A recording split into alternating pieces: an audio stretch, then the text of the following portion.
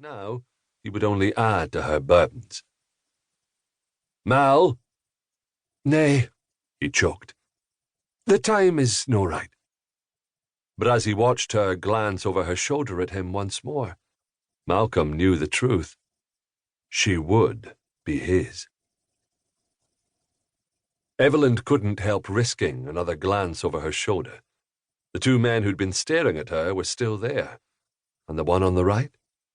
Well, she'd never believed in the kinds of connections Father Ambrose had always spoken to her about. She certainly hadn't felt that tug with her husband. Nay, she'd married him for the security he could offer her. After years spent relying on the charity of the church, she'd been happy for a home of her own. Not because of how he made her feel emotionally. But this man. When she turned away from the wool merchant, having parted with more of her precious funds than she'd intended, she'd met his blue-grey eyes and had felt the tug, the pull, deep in her soul.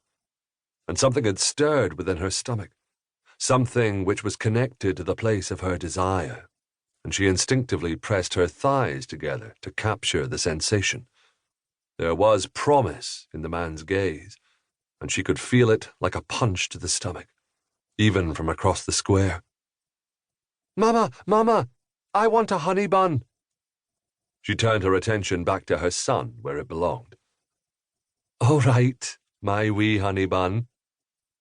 5-year-old Liam giggled. "And a wheat loaf?" Her monthly market visit meant treats the lad looked forward to as much as she did. "Aye, I'll get 2, if you're willing to carry the basket home." "Aye, aye," the lad bounced up and down. "Ye carry the baby, I'll carry the food." Smiling tiredly, she let him lead her to the baker. They had a 3-hour walk home ahead of them, and she knew she'd end up carrying both her sons and the basket by the time they reached halfway. Her back ached just thinking of it. Sometimes she wished she could leave Liam home with Nanny, as she did when she went foraging. But on market days she was gone all day, which was too long to leave him behind.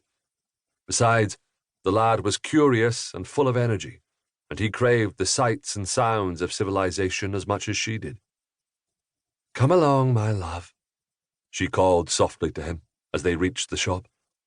Before speaking with the baker, she turned once more to the spot where the men had stood earlier, hoping to catch one more glimpse of the tall, auburn-haired warrior who'd made her breath catch.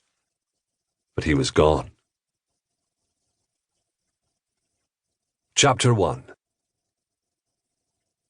The weather was making everyone antsy. Already this morning, Malcolm had had to break up 2 fights, which was ridiculous, because 2 fools disagreed on who was more endowed in the bollocks department. Aye, the constant rain was making everyone irritated, because they were losing valuable summer days when they could be planting or training or raiding. It seemed as if all of the Oliphant men were dealing with the boredom and short tempers in one of 3 ways: drinking, fighting, or fooking. And the Oliphant bastards were no exception. "Best 2 out of 3? Finn closed one eye and stared down at the gambling sticks on the table. "I'd be better at this, I vow, if the damned things would quit their spinning." "They're supposed to spin," Malcolm drawled, as their brother Alistair scooped up the sticks. "Although I suspect they'd go where you wanted them to go if you were drinking less." "Och, where's the fun in that?"